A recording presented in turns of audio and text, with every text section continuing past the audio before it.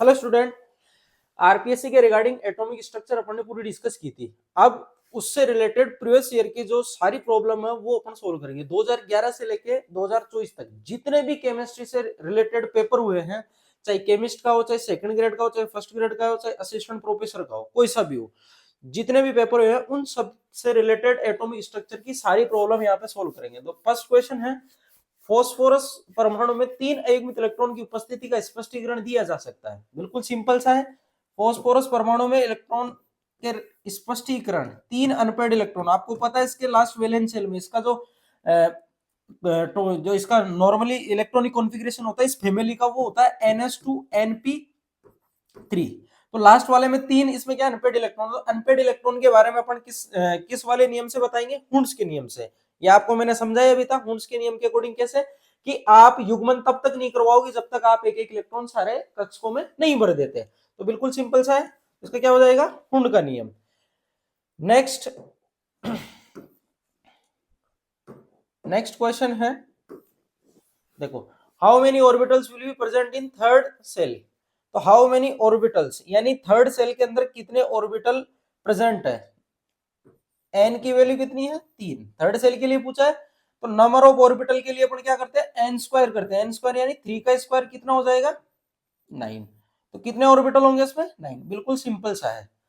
Next question है, देखो इधर, ये एसीएफ वाले एग्जाम 2011 में पूछा है। Elements having quantum number n equal to 4 and s equal to -12। उसने पूछा है n इक्वल टू 4 है और s का मान -12 है। तो उसने नंबर ऑफ इलेक्ट्रॉन्स पूछे हैं कि कितने इलेक्ट्रॉन हो सकते हैं n इक्वल टू 4 के लिए। तो देखो, टोटल नंबर ऑफ इलेक्ट्रॉन की अगर मैं बात करूं, टोटल नंबर ऑफ इलेक्ट्रॉन की बात करें तो वो होते हैं 2n स्क्वायर। तो 2n स्क्वायर में आप अगर रखोगे तो कितना आएगा? 2 इंटू 4 का स्क्वायर कितना हो जाएगा? 16। 2 इंटू 16 ये कितने हो गए? 32। लेकिन 32 के अंदर आप देखोगे तो माइनस हाफ और प्लस हाफ दोनों है। तो अगर अपन को माइनस हाफ वाले, उसने देखो क्वेश्चन को थोड़ा घुमाया, उसने s equal to minus half वाला पूछा है। तो s equal to minus half में मतलब आधे हो जाएंगे। तो कितने इलेक्ट्रॉन? 16 इलेक्ट्रॉन। कितने होंगे उसमें? 16 इलेक्ट्रॉन हो जाएंगे। तो क्या आ जाएगा इसका आंसर? फर्स्ट वाला हो जाएगा। नेक्स्ट है,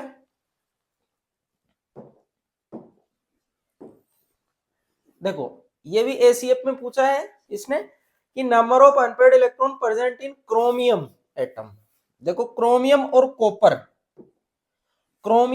कॉपर के लिए मैंने आपको बताया था कि इन दोनों में इलेक्ट्रॉनिक कॉन्फ़िगरेशन चेंज होता है। अगर मैं इलेक्ट्रॉनिक कॉन्फ़िगरेशन की बात करूं तो इसका इलेक्ट्रॉनिक कॉन्फ़िगरेशन क्या होगा? 3d5 4s1।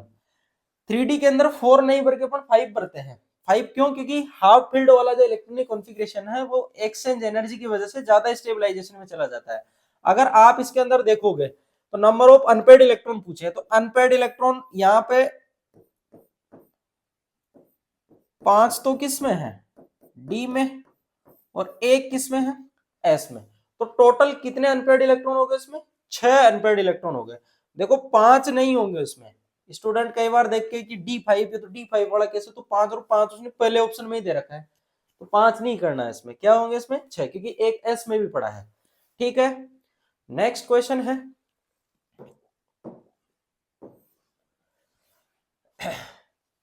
the interpretation of three unpaired electron in electronic configuration of, one second, the interpretation of three unpaired electron in electronic configuration of nitrogen atom is based on। ये simple सा है। देखो, ये ऐसा कैसा question phosphorus के लिए पूछा था अभी, सेम ऐसा कैसा क्वेश्चन नाइट्रोजन के लिए पूछा है कि नाइट्रोजन के 3 अनपेड इलेक्ट्रॉन आप किस रूल के बेसिस पे भर रहे हो उनको। भाई, आप उनका युग्मन क्यों नहीं करवा रहे हो? आप एक एक क्यों भर रहे हो? तो सिंपल सी बात है, हुंड्स रूल। बिल्कुल सेम वही है, हुंड्स वाला है ना। अभी जस्ट फास्फोरस के लिए अपन ने इसको डिस्कस किया था। सेम वही है कि 3 अनपेड इलेक्ट्रॉन मैंने बताया था, युग्मन तब तक नहीं करवाएंगे जब तक एक एक इलेक्ट्रॉन सभी में नहीं आ जाता। ये कौन बताता है? हुंड्स का नियम बताता है। ठीक है, ये एसीएफ 2011 में पूछा था। नेक्स्ट है,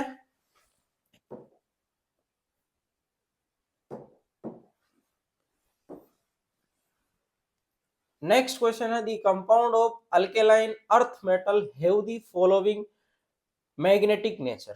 देखो सिंपल सा क्वेश्चन है लेकिन थोड़ा घुमाया है उसने। अल्केलाइन अर्थ मेटल के लिए पूछा है कि वो कंपाउंड की फॉर्म में है। तो अल्केलाइन अर्थ मेटल की अगर मैं बात करूं तो इसमें कौन कौन आएंगे, बेरिलियम से लेके नेक्स्ट नीचे रेडियम तक वाले सारे तत्व अल्केलाइन अर्थ मेटल में आते हैं। अगर मैं इनकी वैलेंसी की बात करूं तो +2 होती है, +2 वैलेंसी होती है। सिंपल अगर अपन बात करें, जैसे मैं मैग्नीशियम क्लोराइड की बात कर लेता हूं, उसी फैमिली का होता है। मैग्नीशियम +2 की फॉर्म में रहता है। +2 की फॉर्म में रहने का मतलब है कि इसने अपने दोनों इलेक्ट्रॉन डोनेट कर दिए, ये इनर्ट गैस कॉन्फ़िगरेशन में आ गया। अब इनर्ट गैस कॉन्फ़िगरेशन में इसके पास अनपेड इलेक्ट्रॉन नहीं है। अगर अनपेड इलेक्ट्रॉन नहीं होंगे तो वो किस नेचर का होगा, वो होगा डायमैग्नेटिक नेचर का। ठीक है, प्रतिचुंबकीय होगा वो। तो कौन सा होगा इसमें, फर्स्ट ऑप्शन। बिल्कुल सिंपल सा है। कॉम्प्लेक्स फॉर्म में पूछा उसने, दोनों इलेक्ट्रॉन उसने डोनेट कर दिए, किसको करे, क्लोरीन को किए हैं। तो ये इनर्ट गैस कॉन्फ़िगरेशन में आ जाता है, इसलिए डायमैग्नेटिक नेचर का होगा। नेक्स्ट है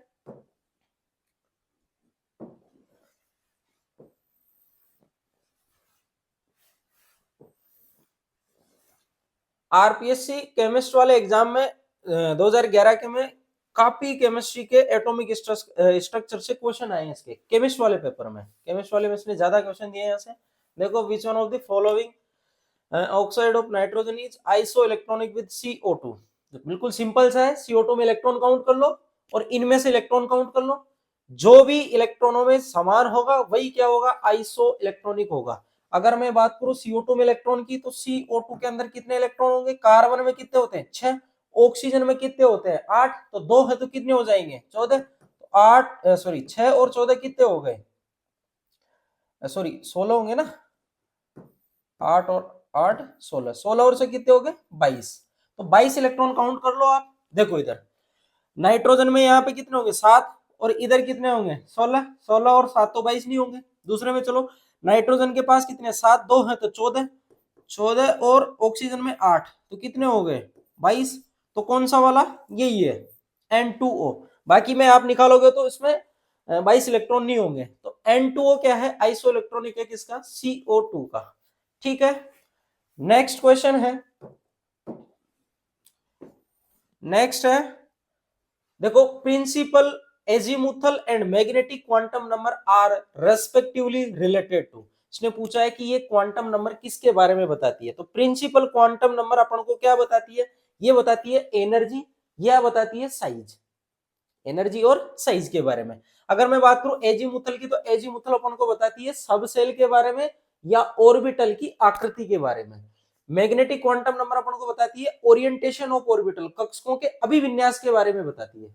ठीक है, तो इनमें से देख लो आप, प्रिंसिपल क्वांटम नंबर साइज बता रही है, बिल्कुल सही है। एजीमुथल किसके बारे में बताती है, ये बताती है आपको कक्षकों की शेप के बारे में। मैग्नेटिक किसके बारे में बताती है, ओरिएंटेशन के बारे में। तो आई थिंक पहला वाला ऑप्शन ही बिल्कुल करेक्ट है।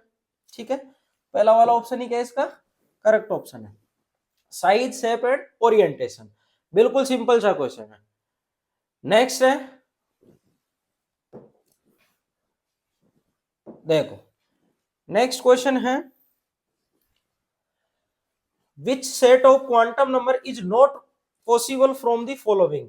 ऐसे क्वेश्चन ज्यादा पूछे हैं इसने क्वांटम नंबर से, और आजकल तो इसने ट्रेंड चेंज कर दिया है। अब वो क्वांटम नंबर के ऐसे सेट बना देता है 4-5 और फिर पूछता है कि ऑर्बिटल की एनर्जी का ऑर्डर क्या होगा। अब नया पैटर्न चेंज कर दिया थोड़ा।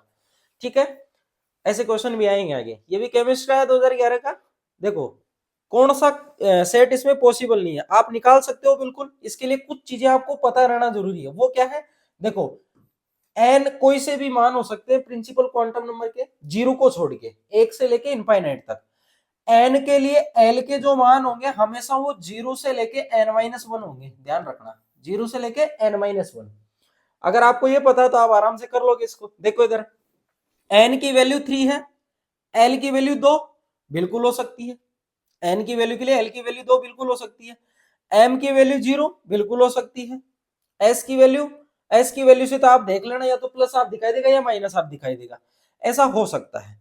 ठीक है, तो ये वाला तो पॉसिबल है, ये हो सकता है ना भाई। एन का मान 3 है तो 3 के लिए एल के कितने मान आएंगे, 3 ही आएंगे, और क्या क्या आएंगे, 0 आएगा, 1 आएगा और 2 आएगा। तो 2 तो हो सकता है, बिल्कुल हो सकता है। जब एल का मान 2 आ गया तो एम का मान 0 हो सकता है, क्योंकि एल 2 आने पे +2 -1 सॉरी +2 +1 0 -1 -2 ऐसे मान हो सकते हैं। तो उसके अंदर ये 2 भी है, ये 0 भी है, तो 0 हो सकता है बिल्कुल। ऐसे देखो n = 3 है, l = 2 है, m = -2 बिल्कुल हो सकता है। तो ये भी हो सकता है, ये भी हो सकता है। n = 3, l = 3 हो गया, हो ही नहीं सकता ना। n का मान तो आपको अगर जितना भी दे रखा उससे एक कम लेना है l का मान, वो मैंने लिख दिया n-1, तो ये तो हो ही नहीं सकता। तो कौन सा वाला पॉसिबल नहीं है, पॉसिबल नॉट पॉसिबल वाला पूछा है ना इसमें, तो यही होगा। n = 3 l = 3 हो नहीं सकता, n = 3 l = 0 बिल्कुल हो सकता है, ये तो हो सकता है, ये सारे पॉसिबल है। ये वाला थर्ड वाला पॉसिबल नहीं है, ठीक है। तो ऐसे क्वेश्चन इसमें पूछे हैं। नेक्स्ट क्वेश्चन है,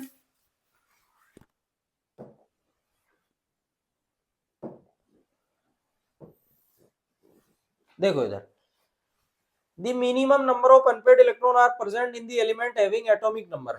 बिल्कुल सिंपल सा क्वेश्चन है, कुछ एटॉमिक नंबर दे रखा है और उसने पूछा minimum number of unpaired electron. देखो 6 पे क्या आता है, कार्बन आता है, ठीक है। 6 पे कार्बन आता है तो कार्बन का इलेक्ट्रॉनिक कॉन्फ़िगरेशन क्या होता है, 1s2 2s2 2p2। 7 पे क्या था, नाइट्रोजन, 2s2 2p3।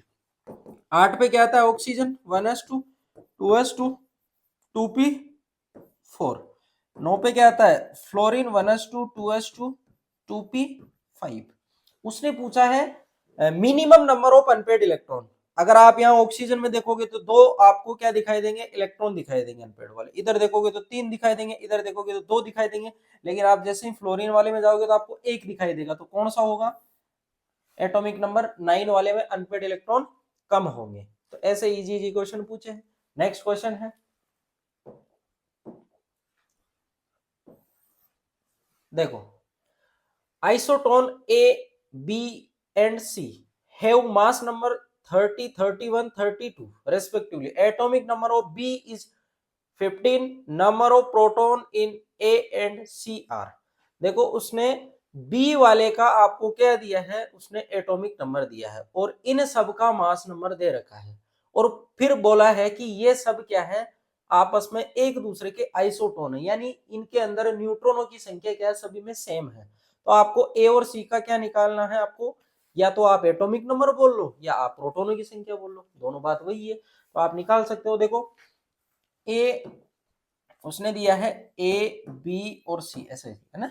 इन सब का ये दे रखा है इसने मास नंबर, इसका 31 इसका 32। लेकिन बी वाले के लिए बोल दिया कि इसके पास 15 क्या है, प्रोटॉन है, इसका एटॉमिक नंबर 15 है। जब आप 31 में से 15 माइनस करोगे तो इसमें न्यूट्रॉनों की संख्या कितनी आएगी, 16। तो इसके अंदर न्यूट्रॉनों की संख्या 16 आ रही है, तो इसमें भी 16 ही आनी चाहिए, इसमें भी 16 ही आनी चाहिए। तो 16 लाने के लिए अपन को यहाँ पे कितना एटॉमिक नंबर या कितने प्रोटॉन लेने होंगे, या आप बिल्कुल बोल सकते हो कि इसके लिए तो 14 होगा, इसके लिए 16 होगा।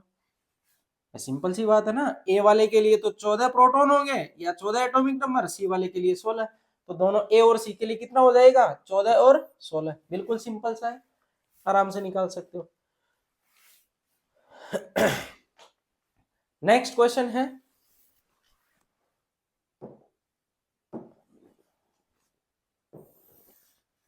देखो, molecular weight of an oxide of nitrogen is 44। The number of electrons in molecule of the oxide is, देखो मोलिकुलर वेट ऑक्साइड नाइट्रोजन के ऑक्साइड का 44 दे रखा है। अब उसने number of unpaired electron sorry number of उसमें इलेक्ट्रॉन पूछे हैं। तो नाइट्रोजन के ऑक्साइड बना लो आप, नाइट्रोजन के ऑक्साइड के बारे में आपको पता रहना चाहिए और आप इसको डायरेक्ट भी कर सकते हो। जहां तक अगर इनके एटॉमिक नंबर और मास नंबर में नॉर्मली अगर अपन बात करें तो जैसे जस्ट डबल होता है, जैसे नाइट्रोजन का 7 है तो इसका जो इसका मास नंबर होगा वो 14 होगा। तो ऐसे वाले जो भी एलिमेंट होंगे उनके अंदर आप डायरेक्ट भी कर सकते हो कि 14 है तो इसके अंदर इलेक्ट्रॉनों की संख्या 22 होगी, डायरेक्ट भी कर सकते हो। लेकिन ये वहां पे काम नहीं करेगा जिस जगह पे आप इसको मतलब जिनका ये चेंज होता रहे उन पे निकालो। तो सिंपल पहले अपन नाइट्रोजन के ऑक्साइड बना लेते हैं, उनसे हो जाएगा ये। देखो इधर नाइट्रोजन के oxide NO, N2O, NO2, N2O4, N2O5। तो इसने नाइट्रोजन का मोलिकुलर वेट दिया है 44। तो 44 देख लो किस में आ रहा है, NO। अगर मैं यहाँ पे बात करूं इसका कितना होगा नाइट्रोजन का, इसका 14 प्लस इसका 16 कितना हो गया, 6 और 4 10, ये हो गया 30। तो नहीं है 30, इसका निकाल के देख लो इसका कितना होगा, ये 28 प्लस ये कितना हो जाएगा, इसका 16। तो 8 और 6 कितना हो गए 14, और ये तो आई थिंक मेरे हिसाब से इसका आ रहा है 44, बिल्कुल आ रहा है। तो यही है वो N2O। अगर नाइट्रोजन का इसने वेट यहाँ से 44 बताया, तो अब आप इसमें इलेक्ट्रॉन निकाल सकते हो, बिल्कुल निकाल सकते हो। एक नाइट्रोजन में कितने होते हैं, 7 होते हैं, तो 2 में कितने होंगे, 14 होंगे। ऑक्सीजन में कितने होते हैं, 8। तो 7 और 7 14, 14 और 8 कितने हो गए, 14 और 8 कितने हो गए, 8 और 4 12, यानी 22 हो गए। तो बिल्कुल इसमें क्या आ जाएंगे, 22 नंबर ऑफ इलेक्ट्रॉन आ जाएंगे। तो कुछ ऐसे पूछ लेता है वो, ऐसे अटपटे से थोड़े से, बस आपको ध्यान रखना है कि नाइट्रोजन के कौन कौन से ऑक्साइड एग्जिस्ट करते हैं, तो आप आराम से कर लोगे। नेक्स्ट क्वेश्चन है,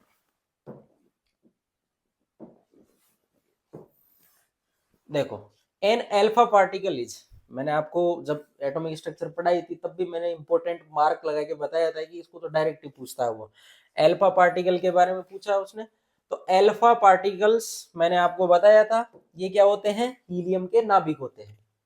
अल्फा पार्टिकल क्या होते हैं, हीलियम के नाभिक, यानी He+2, इसके क्या निकाल दो आप, दोनों इलेक्ट्रॉन निकाल दो, सिर्फ क्या बचेगा इसमें, नाभिक बचेगा।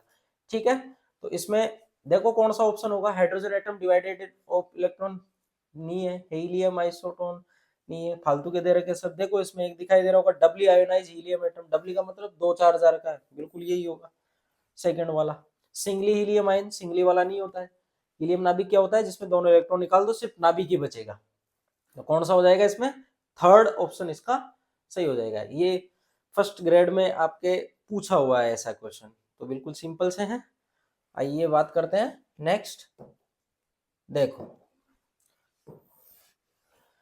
ये कॉलेज लेक्चरर 2011 में पूछा है, ठीक है, बिल्कुल सिंपल सा है, आपको ध्यान में रखना है। ये मैंने आपको फॉर्मूले बताए थे, बोर मॉडल जब पढ़ाया था उसमें मैंने आपको रेडियस का, एनर्जी का और वेलोसिटी, इनसे रिलेटेड फॉर्मूले बताए थे। तो अगर मैं रेडियस की बात करूं तो R इक्वल टू मैंने बताया था 0.529 फिर n²/z, ये फॉर्मूला मैंने बताया था आपको, किस में आता है, एंगस्ट्रॉम में आता है।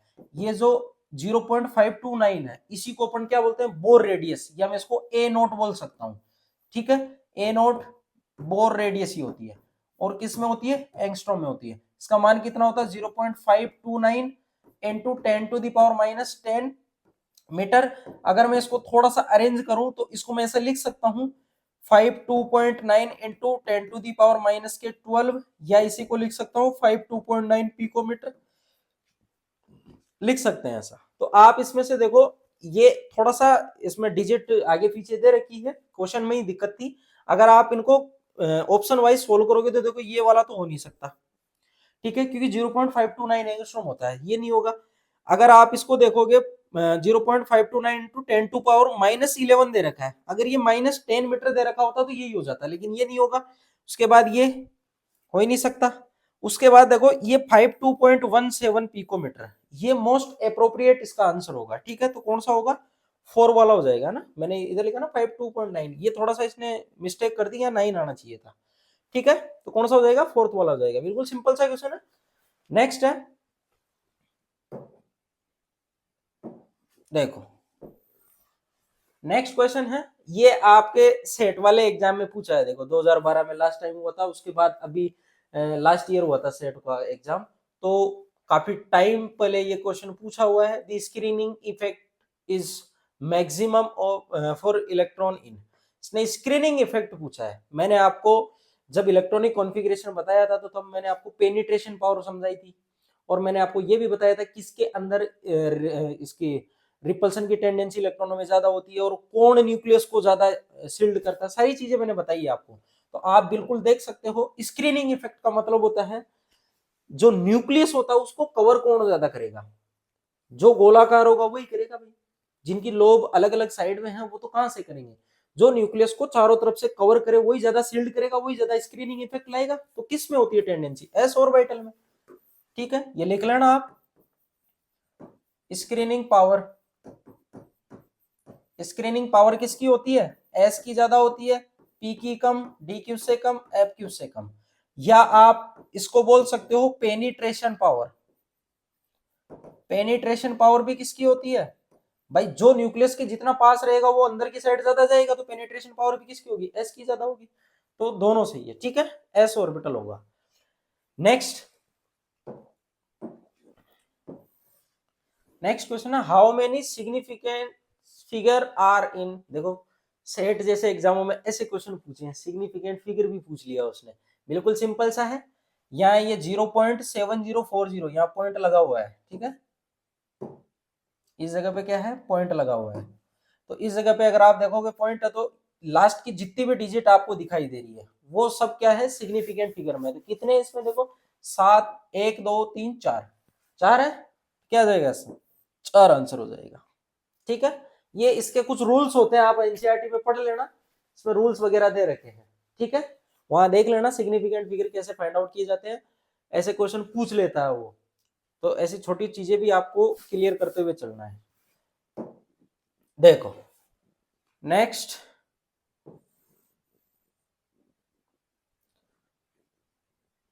क्वेश्चन है,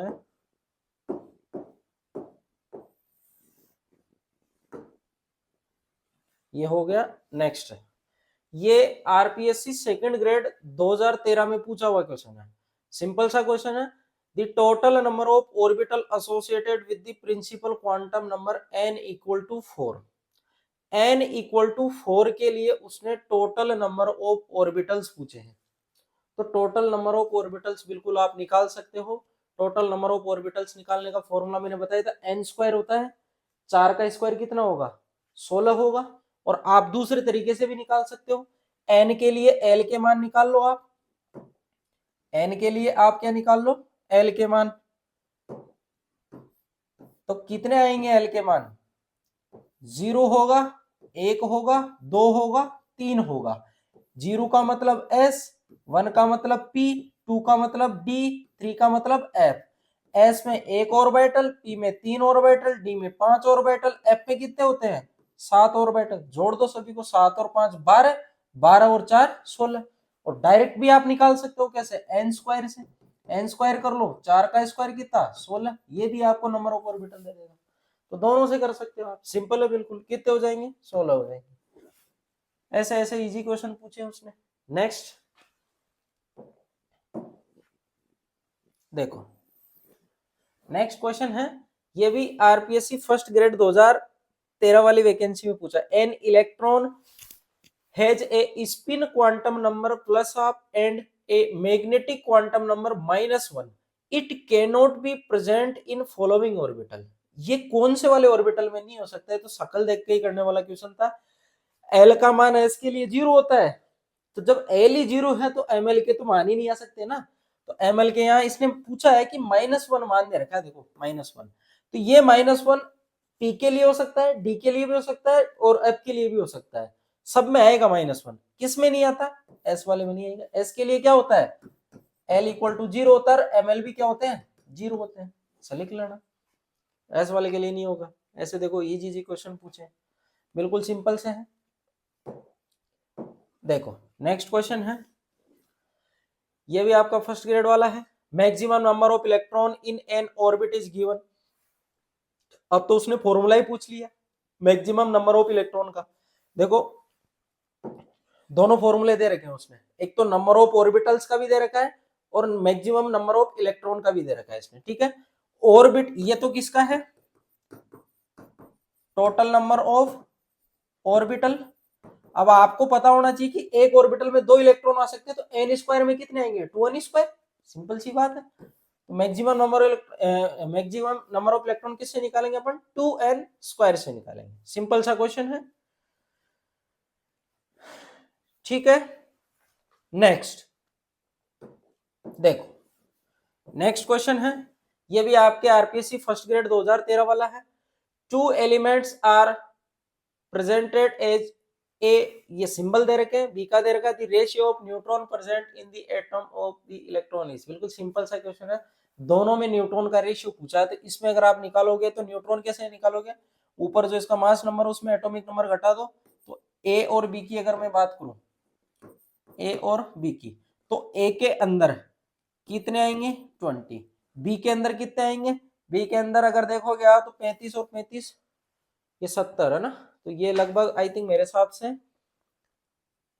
इसमें 45 भी बचेंगे, हाँ 45 इसमें आएंगे।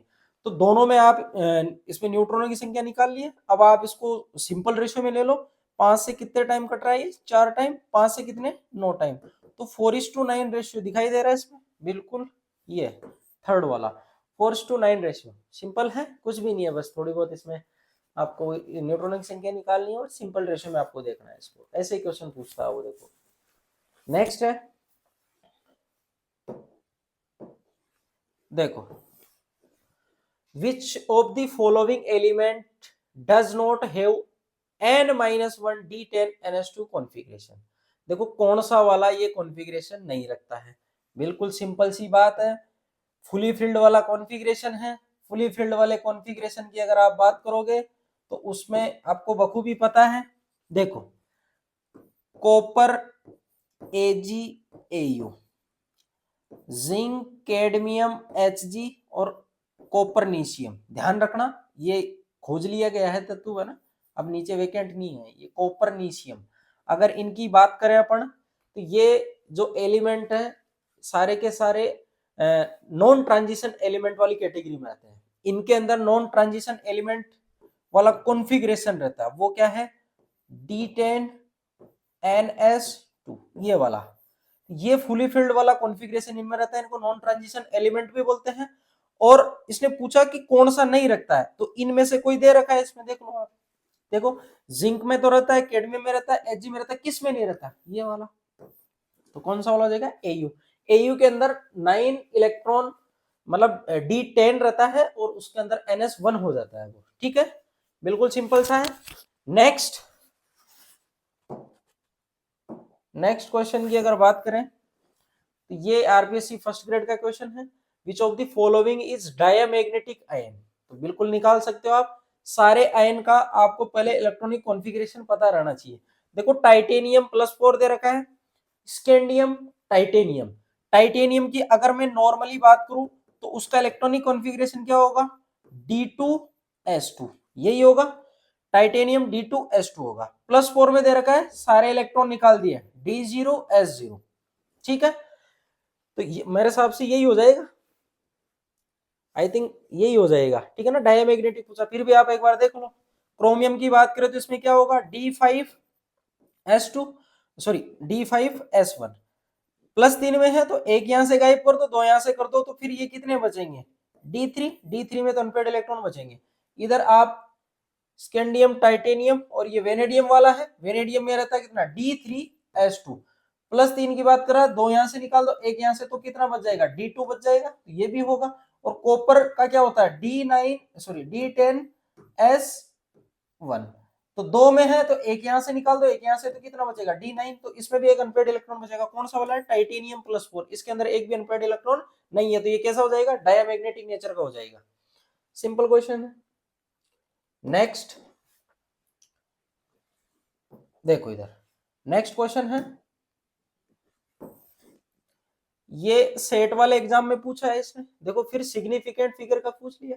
तो ये देखो आपके लिए ध्यान रखना, ये जो नेक्स्ट सेट का पेपर अगर आरपीएससी तो नहीं करवाती अब, ये पर्टिकुलर कोई ना कोई यूनिवर्सिटी करवाती है, जैसे पिछली बार शायद डूंगरपुर भांसवाड़ा वाली यूनिवर्सिटी ने करवाया था एग्जाम, तो वो करवा सकती है अगर एग्जाम, तो ऐसे आप ध्यान रख लेने से छोटे छोटे टॉपिक कोई नहीं पढ़ता, और वहां जाते हैं तो ऐसे क्वेश्चन आ जाते हैं, तो ध्यान रखना सिग्निफिकेंट फिगर को पढ़ जाना।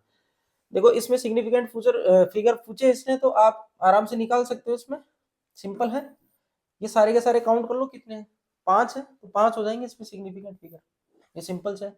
इसके कुछ रूल्स होते हैं, ये कैसे फाइंड आउट किए जाते हैं, अब मैं सारा डिटेल में तो बता नहीं सकता आपको, लेकिन आप एनसीईआरटी वाली बुक में पूरे के पूरे ऐसे कैसे दे रखे हैं, आप वहां से पढ़ लेना, सिंपल है बिल्कुल, 5 सिग्निफिकेंट फिगर हो जाएंगे इसमें।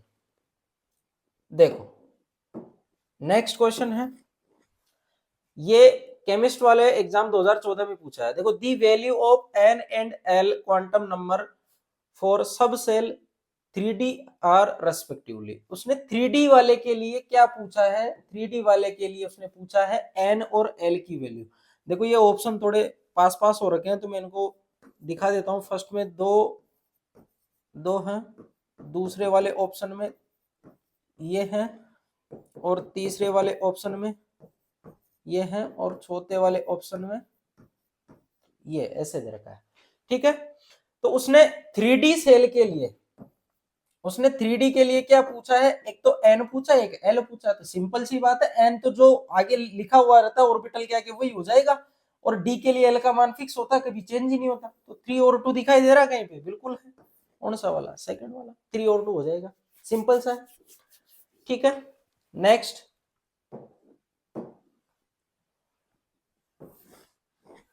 देखो magnetic orbital quantum number 4 azimuthal quantum number 2। देखो एल का मान 2, उसके लिए इसने पूछा है कि कितनी मैग्नेटिक क्वांटम नंबर की वैल्यूज होगी। सिंपल सा क्वेश्चन है, बिल्कुल आराम से कर सकते हो। देखो एल का मान अगर 2 है, एल 2 है तो डायरेक्ट माइंड में आना चाहिए डी ऑर्बिटल, और एल अगर 2 है तो मैग्नेटिक क्वांटम नंबर के कोई सी भी क्वांटम नंबर एल वाली कोई सी भी हो, उसके लिए प्लस एल, 0 माइनस एल तक के सारे मान होंगे। तो एल कितना, 2 है, तो 2 है तो आप बोल दो +2 +1 0 -1 -2, कितने मान होंगे, 5 मान होंगे। तो कौन सा वाला ऑप्शन हो जाएगा इसमें, 5 मान वाला। तो कौन सा होगा, -2 -1 0, ये वाला हो जाएगा। ठीक है, तो +2 +1 0 -1 -2, सिंपल सा क्वेश्चन है। ऐसे वो ऐप के लिए पूछता है तो +3 से लेके -3 तक आप सारे मान में चले जाना। ठीक है, ये सिंपल क्वेश्चन। नेक्स्ट देखो, according to Hund's rule the number of unpaired electron in the atom of nitrogen, oxygen and fluorine are respectively. बिल्कुल सिंपल सा क्वेश्चन है। ऐसा क्वेश्चन पहले भी पूछा है, पहले ऐसा पूछा था minimum number of unpaired electron, ऐसा क्वेश्चन पूछा था। अब पूछे उसने कि इसके अंदर अनपेड इलेक्ट्रॉन कितने होंगे, तो निकाल सकते हो। देखो नाइट्रोजन, ऑक्सीजन और फ्लोरीन, अगर मैं इसकी बात करूं तो इसमें इलेक्ट्रॉनिक कॉन्फ़िगरेशन क्या होता है, 2s2 2p3 2s2 2p4 2s2 2p5। तो देखो इसमें अगर देखोगे तो 3 अनपेयर्ड इलेक्ट्रॉन है, इसमें एक पेयरिंग हो गई तो 2 बचे, इसमें 2 पेयरिंग हो गई तो 1 बचे, तो 3 2 1 ऐसा दिखाई दे रहा है, बिल्कुल दिखाई दे रहा है। फोर्थ वाले में 3 2 1 हो जाएगा। ठीक है, तो ऐसे सिंपल क्वेश्चन आपके एग्जाम में पूछे हैं। नेक्स्ट क्वेश्चन की बात करें, नेक्स्ट क्वेश्चन है the maximum possible similar quantum number of 2 electron present in an orbital of an atom. देखो उसने खुद बोला है कि 2 इलेक्ट्रॉन किसी एक ऑर्बिटल में पड़े हुए हैं, तो उसके लिए कितनी क्वांटम नंबर की वैल्यू है वो सेम हो सकती है, सेम क्वांटम। इसके लिए आपको डायरेक्ट पाउली के नियम पे जाना होगा। पाउली का नियम क्या बोलता है, पाउली का नियम ये बोलता है कि किसी ऑर्बिटल के अंदर अगर 2 इलेक्ट्रॉन पड़े हुए हैं तो उनके लिए चारों क्वांटम नंबर का मान समान नहीं होगा, किन्हीं 3 का तो समान हो जाएगा, एक का नहीं होगा। तो 3 क्वांटम नंबर, और आप इसको निकाल के भी देख लो। जैसे देखो 2s ऑर्बिटल के अंदर मैंने 2 इलेक्ट्रॉन भरे हैं, ये इलेक्ट्रॉन फर्स्ट है, ये इलेक्ट्रॉन सेकंड है। ठीक है, ये फर्स्ट वाला है, ये सेकंड वाला है। अगर मैं यहाँ पे देखूं n का मान तो 2 होगा, इसके लिए भी 2 होगा क्योंकि एक ही ऑर्बिटल में। l का मान s के लिए 0 होता है, इसके लिए भी क्या होगा, 0 होगा। ml जब l ही 0 हो गया तो ये भी 0 होंगे। लेकिन मैं यहाँ पे स्पिन क्वांटम नंबर देखता हूं तो एक का सिर ऊपर यानी क्लॉकवाइज, दूसरे का सिर नीचे यानी एंटी क्लॉकवाइज। तो किन्हीं 3 का मान तो समान हो गया, एक का नहीं हुआ, तो 3 समान हो सकते हैं। तो कितने होंगे इसमें समान, सिमिलर, 3 हो सकते हैं। ठीक है, सिंपल है। नेक्स्ट देखो, ये केमिस्ट वाले 2014 के पेपर में पूछा, दी group having the same number of electrons, बिल्कुल निकाल सकते हो आराम से। सेम नंबर ऑफ इलेक्ट्रॉन्स पूछे हैं उसने, तो सेम नंबर ऑफ इलेक्ट्रॉन के लिए दी group having the same number of electrons. ठीक है, निकाल लो आप। देखो फर्स्ट वाले में तो हो ही नहीं सकता, ये तो एक ग्रुप के हैं, इनमें तो पॉसिबल ही नहीं है। देखो बी वाले में अगर फॉस्फोरस -3 में होता तो हो जाता, लेकिन फॉस्फोरस की वजह से ये नहीं होगा। सी वाले में देखो n-3, नाइट्रोजन में 7 और ये 3 10 हो गए, ऑक्सीजन में 8 और ये 2 10 हो गए, फ्लोरीन में 9 और 1 10 और नियोन में 10 होते हैं। तो कौन सा वाला हो गया, सी ऑप्शन, कौन सा वाला, सी ऑप्शन इसका क्या हो गया, करेक्ट हो गया। सी वाले में बैठ रहा है और कोई बैठ ही नहीं रहा है। आइसो इलेक्ट्रॉनिक स्पीसीज पूछिए उसमें, n-3 O-2 F-Ne-, बिल्कुल सिंपल सा क्वेश्चन है। नेक्स्ट है, देखो ये सेकंड ग्रेड 2015 में पूछा है। ये थोड़ा सा यहाँ पे ब्लर हो रखा है, मैं लिख देता हूं इसमें। इसने मुख्य क्वांटम संख्या, क्वांटम संख्या n, उसके बारे में स्टेटमेंट दिए हैं और उसके रिगार्डिंग इसने स्टेटमेंट पूछा है कि कौन सा वाला इसके लिए प्रॉपर स्टेटमेंट सही होगा। देखो n का मान 0 से इनफाइनाइट, 0 हो ही नहीं सकता, बिना सेल का एटम तो पॉसिबल ही नहीं है ना, n 0 नहीं होगा, 1 से स्टार्ट होती है, इनफाइनाइट हो सकता है। देखो n के द्वारा कक्षक की ऊर्जा बहुत हद तक ज्ञात होती है, बिल्कुल ठीक बात है, n की वैल्यू से ही ऊर्जा अपन फाइंड आउट करते हैं। कक्षक के त्रिविम आकृति को परिभाषित करती है, बिल्कुल नहीं, त्रिविम आकृति तो अपन L से निकालते हैं, 3D के अंदर तो वही बताता है अपन को। समन्वयक में संगत कक्षों के अभिविन्यास तो मैग्नेटिक क्वांटम नंबर से बताते हैं, तो नहीं है, तो कौन सा वाला है मोस्ट अप्रोप्रिएट, सेकंड वाला, ये सही है। ये अपन को एनर्जी के बारे में बताती है, कक्षक की एनर्जी, ठीक है। नेक्स्ट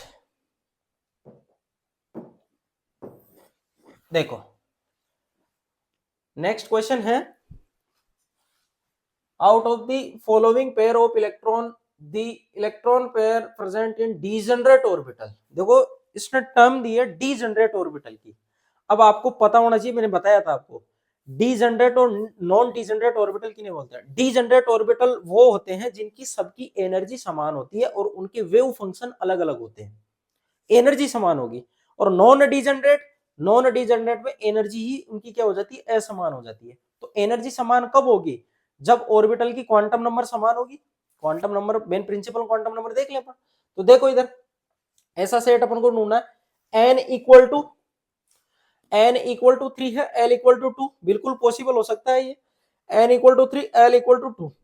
दोनों, ये जो दोनों पेयर है इनके अंदर l का मान 2 है, तो l का मान 2 है, मतलब दोनों सेट के लिए वो बात कर रहा है d ऑर्बिटल या d सबसेल वाले की, यानी d वाले के ही ऑर्बिटल इसने मेंशन किए हैं। बाकी और अगर आप देखोगे, और अगर आप देख रहे हो तो यहाँ पे देखो n का मान 3 है, l का मान 1 है, n का मान 3 है, l का मान 2।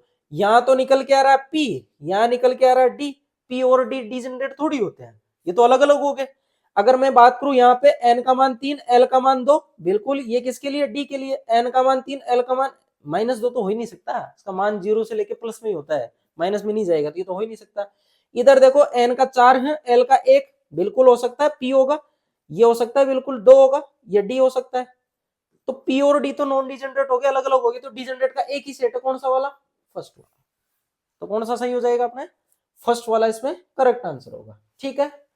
नेक्स्ट क्वेश्चन है, देखो which of the following ion has an electronic configuration similar to organ। इसने organ के सिमिलर क्या पूछा है, इसमें इलेक्ट्रॉनिक कॉन्फ़िगरेशन पूछा है, तो सिमिलर निकाल सकते हो बिल्कुल। यहाँ टाइटेनियम के आयन दे रखे हैं, तो टाइटेनियम का आपको इलेक्ट्रॉनिक कॉन्फ़िगरेशन पता रहना चाहिए, ठीक है। स्कैंडियम के जस्ट बाद आता है, स्कैंडियम के जस्ट बाद टाइटेनियम। टाइटेनियम की बात करें तो कितना होगा, D2S2, लास्ट वाला लिख रहा हूं मैं, ठीक है। इधर यहाँ पे पर इनर्ट गैस लिखते हैं ऑर्गन, 3D2S। अगर ये ऑर्गन गैस के सिमिलर होगा तो 2 और 2 4 इलेक्ट्रॉन इसको निकालने होंगे, 4 निकल जाएंगे तो टाइटेनियम जी पे +4 आ जाएगा, ठीक है। तो +4 वाला दिखाई दे रहा है, बिल्कुल दिखाई दे रहा है, कौन सा हो जाएगा, डी ऑप्शन इसका करेक्ट ऑप्शन हो जाएगा। नेक्स्ट देखो, नेक्स्ट है, ये आरपीएससी ग्रेड फर्स्ट में ही आपके पूछा है, मुख्य क्वांटम संख्या n वाले कोष में इलेक्ट्रॉनों की अधिकतम संख्या होती है, मैक्सिमम नंबर। ये तो देखो कितनी बार पूछ लिया, बार बार आ रहा है, 2n², कितना होगा, 2n²। देखो 2n² ये है मैक्सिमम नंबर ऑफ इलेक्ट्रॉन, और n² ये क्या है, ये है मैक्सिमम नंबर ऑफ ऑर्बिटल। इससे ऑर्बिटल निकालते हैं, इससे अपन क्या निकालते हैं, इलेक्ट्रॉन निकालते हैं। बिल्कुल सिंपल से है ऐसे क्वेश्चन। नेक्स्ट है, देखो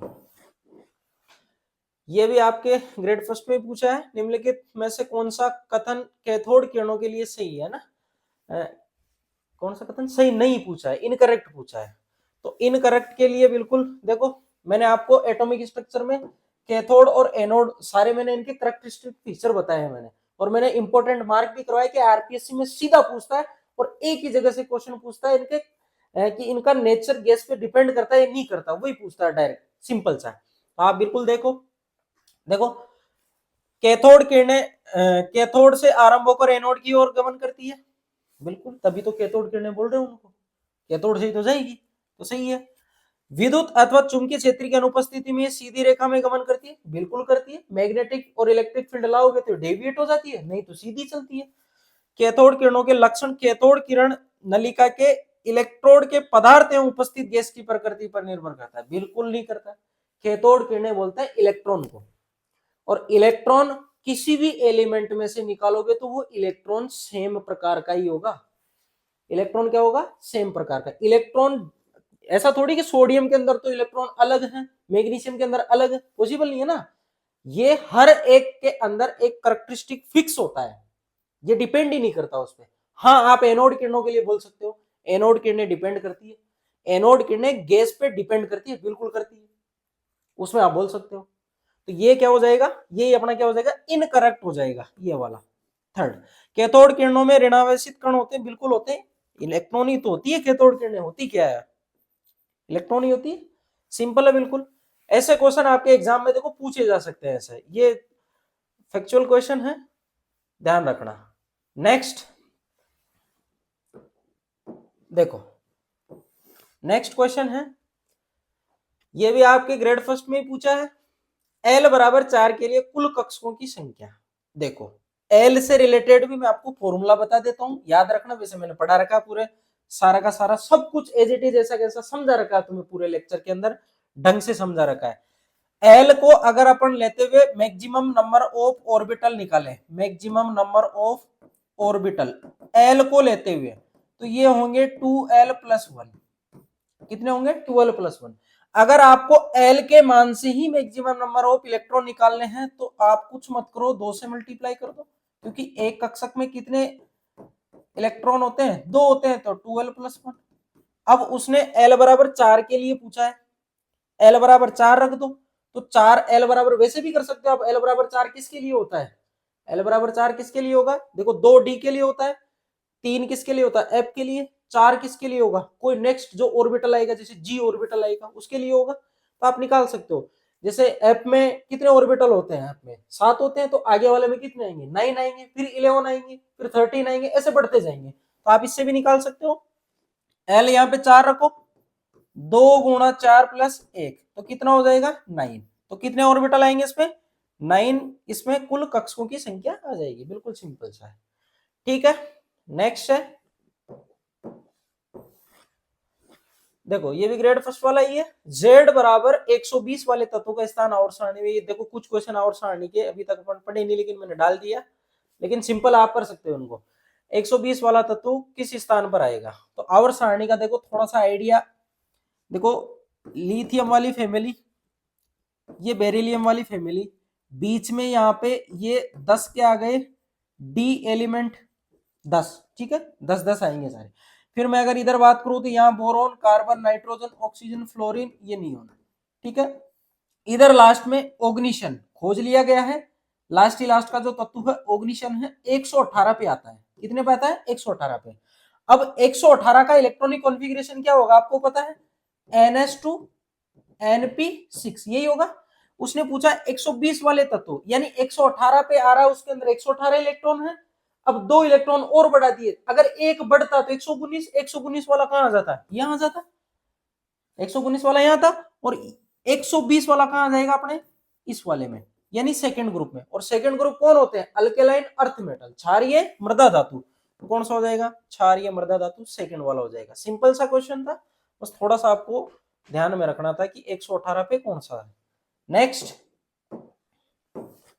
देखो, निम्नलिखित में से कौन से कक्षक का कोणीय नोड नहीं होता है? ये तो शकल देख के ही होने वाला है। कोणीय नोड, एंगुलर नोड किस में नहीं पाई जाती है? एस ऑर्बिटल में। नोडल सरफेस होती है उसमें। तो एस ऑर्बिटल में क्या होती है? नोडल सरफेस होती है, या गोलीय नोड होती है जिसको अपन बोल सकते हैं उसमें। इसमें तो एंगल वाला कोण का तो कोई रोल ही नहीं है ना, इसीलिए तो एल का मान 0 है। एल का मतलब ही क्या होता है, कोण। एस ऑर्बिटल गोल होता है, कोण ही नहीं बनता वहां पे। तो कौन सा हो जाएगा, ये वाला हो जाएगा।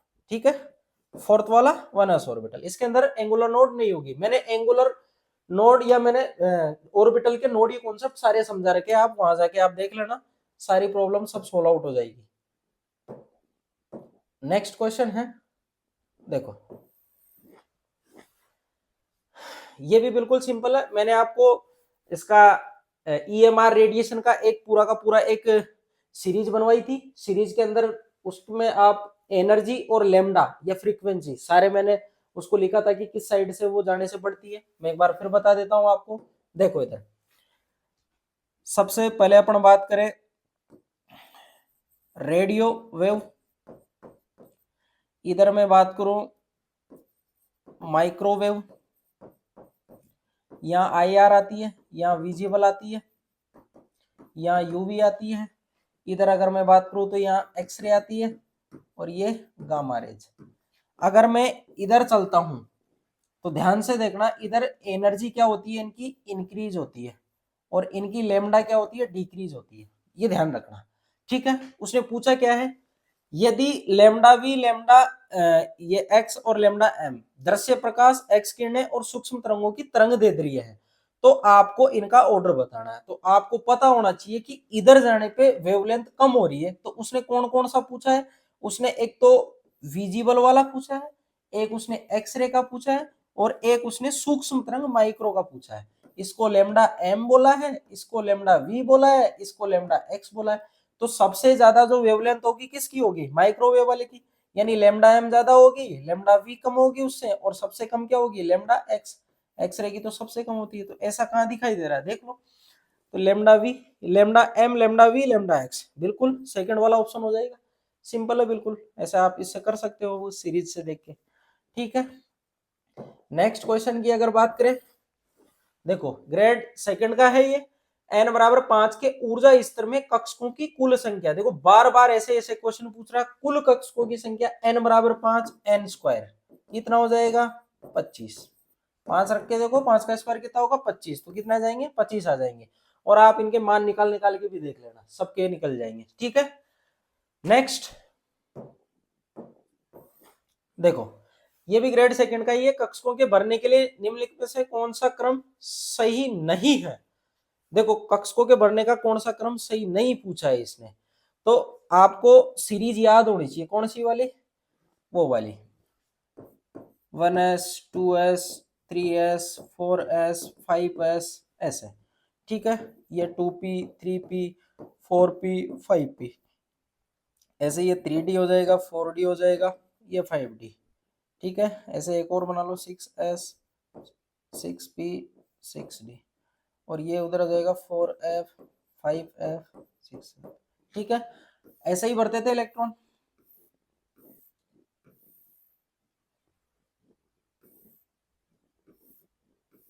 जो इस रेखा पे जो पहले आ रहा है उसकी एनर्जी उससे कम रहेगी, ऐसे ही बढ़ते हैं अपन। ठीक है, तो देखो जो जो इसमें दे रखा उसको पिकअप कर लेते हैं अपन। ठीक है, ये इधर 7s वाला होगा और ये इधर 7p वाला होगा। देखो 5d की बात करूं मैं, ये रहा 7p, सॉरी 6p ये रहा, 7s ये रहा। तो उसने क्या पूछा है कि कौन सा क्रम सही नहीं है कक्षकों के भरने के लिए। तो सबसे पहले किस में भरेंगे अपन, सबसे पहले अगर इलेक्ट्रॉन भरेंगे अपन, ये वाला अगर अपन को पैटर्न मिलता है तो 5d में भरेंगे, बिल्कुल 5d में भरेंगे। उसके बाद 6p में बिल्कुल, और उसके बाद 7s में, बिल्कुल सही है। नेक्स्ट देखते हैं 5s 4d 5p। तो 5s कहाँ है, 5s ये रहा, उसके 5s में पहले भरेंगे, फिर अपन जाएंगे 4d में, बिल्कुल 4d सही है। फिर अपन 5p में, 5p में बिल्कुल सही है, ये भी 5f, हाँ बिल्कुल सही है, ये भी सही है। नेक्स्ट है 6s में पहले भरोगे आप, इधर अगर देखें अपन 4f से पहले 6s रह गया, बिल्कुल भरना उसमें, फिर 4f में भरना, फिर 5d में, बिल्कुल सही है। तो इधर ये एकमात्र यही बचा है, ये भी सही है, तो यही होगा गलत। ठीक है, 6s भर दिए पहले, 6s में आपने पहले इलेक्ट्रॉन भर दिया, उसके बाद बोल रहा है कि 5p, 5p तो पहले ही रह गया, तो 5p वाले में तो अपन ने पहले ही भर दिया, तो बाद में थोड़ी भरेंगे, तो यही होगा अपना फोर्थ वाला। ठीक है, तो क्या हो जाएगा फोर्थ करेक्ट। और आप इनको वैसे भी निकाल सकते हो, n+l की वैल्यू से भी निकाल सकते हो, बात वही है, ऐसे जमा के निकालो। ये जो सीरीज जमा रखी है ये भी n+l के आधार पे ही जमा रखी है, ऐसे कैसे जमा रखी है, तो दोनों से निकाल सकते हो आप, तो फोर्थ वाला हो जाएगा। नेक्स्ट है, देखो ये ग्रेड सेकंड वाला ही है, निम्नलिखित से कौन सा n-1 D10 NH2 विन्यास नहीं दर्शाता है। ये क्वेश्चन रिपीट हुआ है वापस, ऐसा क्वेश्चन अभी अपन ने पहले किया था। देखो आरपीएससी के अंदर रिपीट होते हैं क्वेश्चन, इसीलिए है कि आप जो भी टॉपिक पढ़ते हो उनके सारे प्रीवियस ईयर के क्वेश्चन पढ़ जाओ, आपके सीधे बिट जाएंगे ऐसे कैसे क्वेश्चन, आपका टाइम बच जाएगा। बिल्कुल सिंपल सा है, n-1 D10 और NH2 विन्यास नहीं होता। ये किनका होता है, ये होता है नॉन ट्रांजिशन मेटल या एलिमेंट, उनका है। तो इनमें नॉन ट्रांजिशन कौन सा है, यही कॉपर AgAu, ये नॉन ट्रांजिशन, सॉरी ये ट्रांजिशन एलिमेंट है, ये बाकी के नॉन ट्रांजिशन है, ये ट्रांजिशन वाले होते हैं, इनके अंदर तो ये खाली रहेंगे तभी तो ट्रांजिशन बोलते हैं इनको। ठीक है, तो कौन सा हो जाएगा, Au वाला हो जाएगा, बिल्कुल सिंपल है। नेक्स्ट है, देखो ये भी ग्रेड सेकंड का ही है, आयरन 2656 दे रखा है, इसका मास नंबर में न्यूट्रॉनों की संख्या होगी। अरे सिंपल सा क्वेश्चन है, निकाल सकते हैं उसमें। तो क्या करना है अपन को, 56 में से क्या करो 26 माइनस करना है, तो कितना बचेगा 30, क्या हो जाएगा, यही हो जाएगा, सिंपल सा है। ठीक है, नेक्स्ट देखो आरपीएससी सेकंड ग्रेड 2018 में पूछा हुआ क्वेश्चन है, z बराबर 68 का तत्व संबंधित है। अब ये थोड़ा सा आपको पीरियोडिक टेबल पढ़ना होगा, पीरियोडिक टेबल जब तक नहीं पढ़ोगे तब तक आप इनको नहीं निकाल सकते। अगर बात करें अपन इसकी, तो इसको मैं थोड़ा सा ऐसे डायरेक्ट ही बता देता हूं आपको कि स्कैंडियम इससे लेके जिंक, स्कैंडियम के जस्ट नीचे यट्रियम आता है और उससे जस्ट नीचे लेंथेनम। अगर मैं बात करूं तो इसका 57 होता है लेंथेनम का। ठीक है, इसका एटॉमिक नंबर कितना होता है 57, 57 से लेके 71 तक लेंथेनॉइड वाले चलते हैं। तो ये बीच में लेंथेनॉइड का ही है, लेंथेनॉइड मतलब 4f, एफ ब्लॉक वाले का है। ठीक है, ये किसका है, एफ ब्लॉक वाले का एलिमेंट। ये आपको पीरियोडिक टेबल याद करनी होगी, उससे आप बिल्कुल आराम से निकाल सकते हो। नेक्स्ट क्वेश्चन है,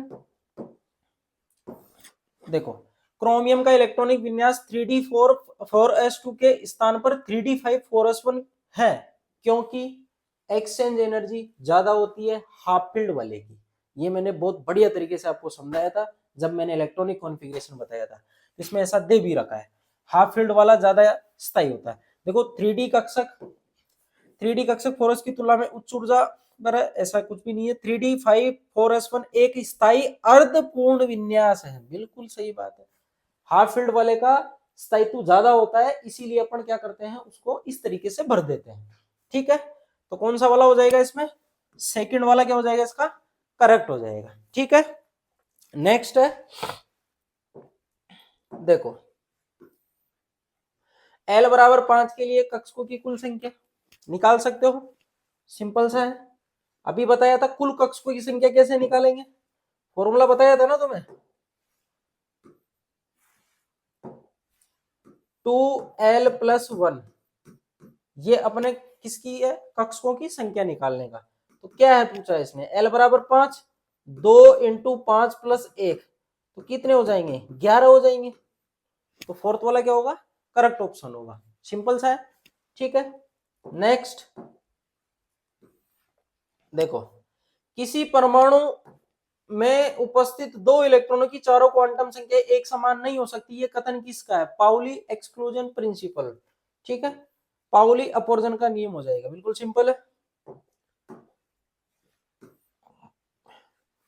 उन सभी ऊर्जा उप स्तरों जिनके लिए n+l का योग 5 से कम है कुल कक्षकों की संख्या है। देखो अब ये थोड़ा सा ट्रिकी टाइप का क्वेश्चन है, इसको आपको वैल्यूज रख रख के करनी होगी, क्योंकि n और l के आपको सुटेबल मान ही रखने होंगे, ऐसे नहीं है कि आप कुछ भी रख सकते हो, ऐसा आपको नहीं करना। तो देखो इसने क्या पूछा है, n+l का योग 5 से कम है, 5 से कम यानी 4 हो सकता है, 3 हो सकता है, 2 हो सकता है, कुछ भी हो सकता है। तो उसके लिए सारी वैल्यूज निकालनी होगी। तो मैं यहाँ एक पहले ले लेता हूं, n प्लस एल का मान कितना है 4 है। तो अगर ये 4 है तो ये 4 कब होगा, जब n का मान 3 हो, l का मान 1 हो। जब n का मान क्या हो 2 हो और l का मान 2 हो नहीं सकता, याद रखना ये हो नहीं सकता, ठीक है। दूसरी पॉसिबिलिटी ये वाला तो कट कर देना, होगा ही नहीं, क्योंकि n का 2 मान के लिए l का 2 मान हो ही नहीं सकता, एक कम होता है। तीसरा हो सकता है n का मान क्या हो 4 हो, l का मान 0, बिल्कुल हो सकता है, ठीक है। तो ये दो ही मेरे हिसाब से पॉसिबल मान दिखाई दे रहे हैं, दो ही पॉसिबल मान है। n बराबर 4 पे l बराबर 0 हो सकता है, क्योंकि 0 1 2 3 3 मान 4 मान निकल के आएंगे, तो 0 मान हो सकता है इसका, ठीक है। तो ये मेरे हिसाब से पॉसिबल मान यही होंगे, तो ये 4 के बराबर होंगे। अब इनके लिए आप निकाल लो, ये कौन से वाले के लिए है, ये मान आया है आपका p कक्षक के लिए, किसके लिए, p वाले के लिए। ये किसके लिए है, ये s के लिए आया है, बिल्कुल निकाल सकते हो भाई। l का मान 1 रखा है मतलब p के लिए, l का मान 1 रखा है ना, वो p के लिए है आपका, और दूसरा वाला किसके लिए है, s के लिए है। तो अब आप यहाँ पे पॉसिबिलिटी और अगर बन रही हो तो बना के देख लो, मेरे हिसाब से आई थिंक नहीं बन रही है, ठीक है ना, हाँ नहीं बनेगा, और कोई पॉसिबल एल का सुटेबल मान निकल के नहीं आएगा। तो एक तो पी और एक एस।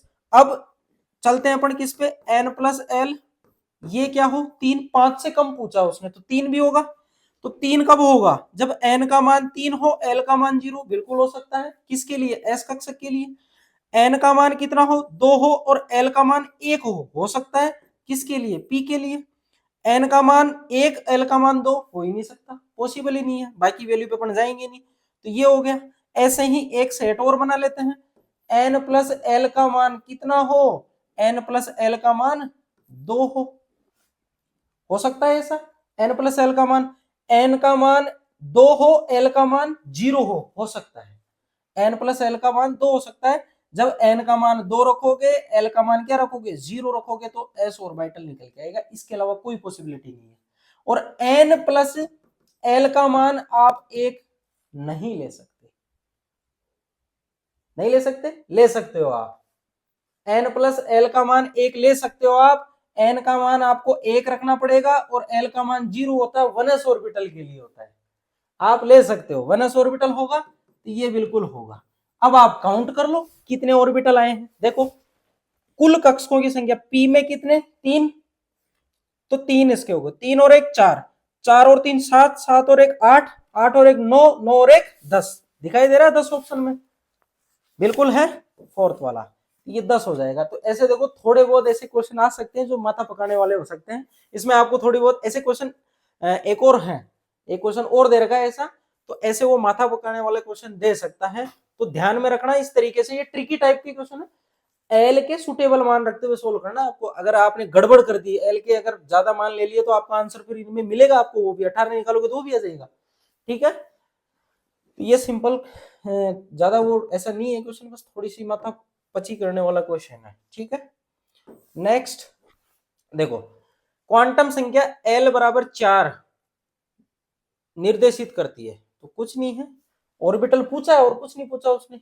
एल बराबर 3 पे एफ आता है, एल बराबर 4 पे क्या आएगा, कौन सा आएगा, देखो बहुत बढ़िया तरीके से क्वेश्चन पूछा उसने, कौन सा आएगा जी, उसके बाद एच, उसके बाद आई, उसके बाद जे नहीं आता है, इसको एक क्वांटम नंबर में कंसीडर किया जाता है, जे नहीं आएगा, ध्यान रख लेना, अगर किसी दिन क्वेश्चन पूछ लिया ना तो तुम हो जाओगे इसमें, ये जे नहीं आता है, इस जे को आप स्पेक्ट्रोस्कोपी में एक वहां पे क्वांटम नंबर के तौर पे आप इसको यूज में लेते हो, एक नई क्वांटम नंबर वहां पे अपन पढ़ते हैं जे वाली, याद रखना, आपने अगर स्पेक्ट्रो पढ़ी हो तो वहां पे काम में आता है, ठीक है। तो उसके बाद क्या आएगा के, इस तरीके से अपन को लेना है, जे को नहीं लेते, कंसिडर नहीं करते, ठीक है। तो नेक्स्ट ये अपना कौन सा हो जाएगा, जी वाला कक्षक हो जाएगा। नेक्स्ट की बात करें अपन, देखो निम्नलिखित में से परमाणु कक्षकों की बढ़ती हुई ऊर्जा का सही क्रम होगा। अब देखो इसमें ये एनर्जी के ऑर्डर ये आप निकाल सकते हो आराम से, n प्लस एल के आधार पे निकाल सकते हो, बिल्कुल उसी के आधार पे ये जमाए हुए हैं। तो सबके लिए अब आपको थोड़े से एक आध को देख लो आप, उनसे ही आपको आइडिया लग जाएगा। देखो n प्लस एल के मान अगर देखोगे आप, यहाँ पे देखो 4d के लिए इसका मान निकालोगे तो 4 + 2 6 आएगा। इसके लिए निकालोगे तो कितना आएगा, 4 + 1 5 आएगा। इसके लिए निकालोगे तो कितना आएगा, 4 + 0। इसके लिए निकालोगे तो कितना आएगा, सॉरी 3 + 2। तो यही गड़बड़ हो गया, ये तो सही नहीं है। 4s वाले में तो पहले पढ़ते हैं ना इलेक्ट्रॉन, ये तो आपने भी पढ़ा है, ये सही नहीं होगा। सही पूछा ना इसने, सही देखते हैं। 3D के लिए देखो 3 + 2 5, 2s 3s के, ये तो 3s तो पहले आ ही नहीं सकता ना, ये तो सिंपल सी बात है कि 3s और 2s में से तो 3s वाले को अपन बाद में ही भरते, पहले 2s को भरते हैं, तो ये भी नहीं होगा। उसके बाद देखो 3p वाला है, 3 + 1 4, इसमें कितना होगा, 3 + 0 3, 2p 1s, आई थिंक मेरे हिसाब से यही सही है। 1s में पहले बढ़ते 2s 2p 3s 3p ऐसे जमा हुआ सही, बढ़ते हुए ऊर्जा के क्रम में जमा हुआ है। सबसे पहले 1s में भरेंगे, सबसे बाद में 3p में भरेंगे, सही क्रम में जमाया हुआ है। बाकी आप अगर इसको देखोगे तो देखो 2p ये इधर आएगा, 3s इधर आएगा, 2p पहले आएगा, 3s को तो बाद में भरते, पहले 2p को भरेंगे ना। ये तो गलत हो गया ना, ये वाला तो गलत होगा, क्योंकि पहले 2p आना चाहिए था, 3s बाद में आएगा। 2p में पहले भरते हैं इलेक्ट्रॉन, 3s की एनर्जी ज्यादा होती है। ठीक है, सिंपल एग्जांपल है ये, बिल्कुल आराम से कर सकते हैं इनको। देखो नेक्स्ट है, एक परमाणु के अधोलिखित कक्षकों में से सर्वाधिक भेदी कौन सा है। देखो मैंने पेनिट्रेशन पावर आपको बताई थी, सर्वाधिक पेनिट्रेशन किसकी होती है, एस वाले की होती है, तो कौन सा हो जाएगा, NS हो जाएगा, बिल्कुल सिंपल सा है।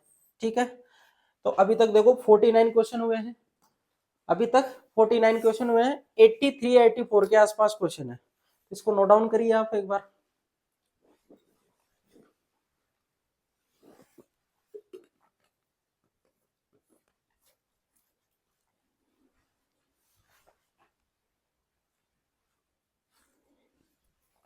देखो ठीक है, आज सारे क्वेश्चन अपन को कंप्लीट करने ही है। नेक्स्ट क्वेश्चन है, देखो निम्नलिखित कक्षीय आरेख जिसमें हुंड के बहुलता नियम की पालना नहीं हो रही है, बिल्कुल सिंपल सा क्वेश्चन है।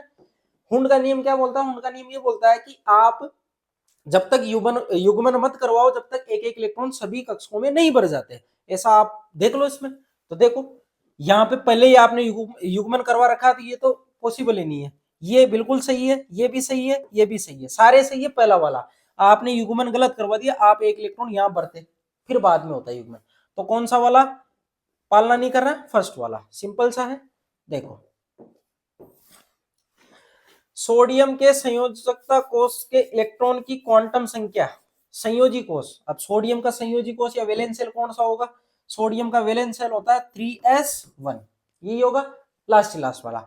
अब उसके डाटा पूछे इसने, डाटा पूछे तो बता दो आप, n का मान 3 है, l का मान 0 है, ml का मान 0 है, s का मान +½ या -½ जनरली अपन क्या करते हैं, सीधा भरते हुए चलते तो +½ ही मानते हैं, उल्टा नहीं भरते अपन, सिस्टमेटिक तरीके से दिखाने के लिए।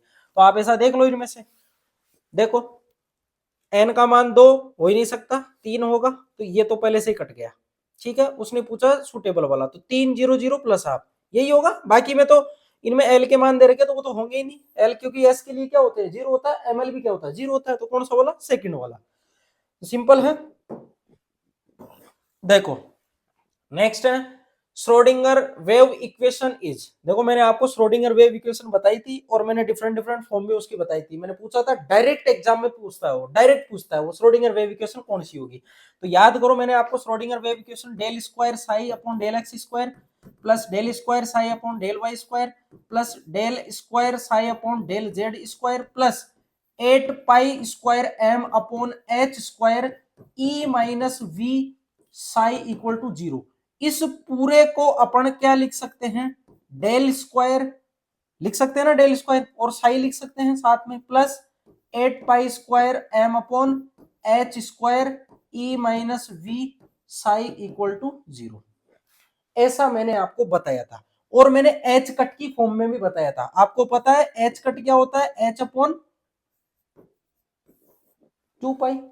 तो एच कट की फॉर्म में भी आप इसको कन्वर्ट कर सकते हो। तो मैंने 1/h कट का स्क्वायर लिखा था, इसको आप लिख सकते हो। तो मैंने दोनों फॉर्म बताई है, तो ऐसी आपको कहीं दिखाई दे रही है या ऐसी दिखाई दे रही है तो देख लो, देखो ये डेल स्क्वायर नहीं है इस पे, इधर देखो del square psi 8 pi square M अपन एच है, एच स्क्वायर होना चाहिए। देखो माइनर सी आपको सारी चीजें देखनी होगी।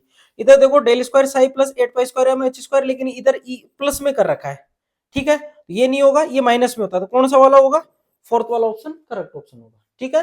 तो श्रोडिंगर वेव इक्वेशन ध्यान में रखना आपको, ये डायरेक्ट पूछी जाती है, ऐसे पता है तो कर दोगे, नहीं तो आगे बढ़ जाना। मुख्य क्वांटम संख्या n बराबर 3 से संबंधित कुल कक्षकों की संख्या कितनी होगी, n स्क्वायर, 3 का स्क्वायर, 3 का स्क्वायर 9, ठीक है, कुल कक्षकों की संख्या क्या होगी, n स्क्वायर, 3 का स्क्वायर कितना 9, तो 9। सिंपल से क्वेश्चन है, बढ़ते जाओ करते जाओ। देखो ग्रेड फर्स्ट का है, निम्नलिखित में से 2s कक्षकों की ऊर्जा का सही क्रम, मैं फिर बोल रहा हूं, वेरी वेरी इंपॉर्टेंट क्वेश्चन है ये तुम्हारे आरपीएससी में वापस वो पटकेगा इस क्वेश्चन को, बहुत इंपॉर्टेंट क्वेश्चन है। एनसीईआरटी में एक लाइन लिख रखी है इसने ऐसी कैसी, और मैंने इसको बहुत बढ़िया तरीके से आपको एक्सप्लेन भी किया था।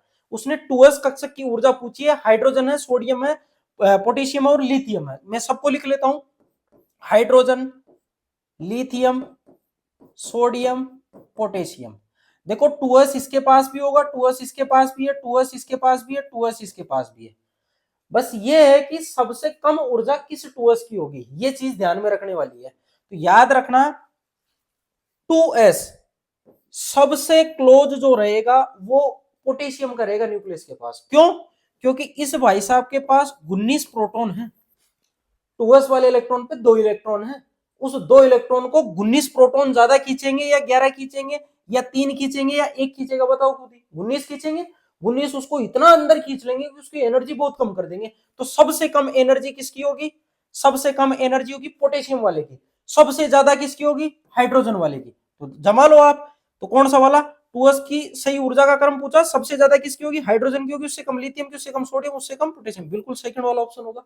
ऐसा मैंने आपको एग्जाम में उसमें क्लास में करवाया क्वेश्चन, ऐसा मैंने पूरा डिटेल में बताया था, और मैंने इंपॉर्टेंट मार्क भी करवाया कि आरपीएससी पूछ सकती है ऐसा क्वेश्चन, और 2018 में पूछी हुई है क्वेश्चन। तो ये इंपॉर्टेंट है, थोड़ा ध्यान रखना, ठीक है। नेक्स्ट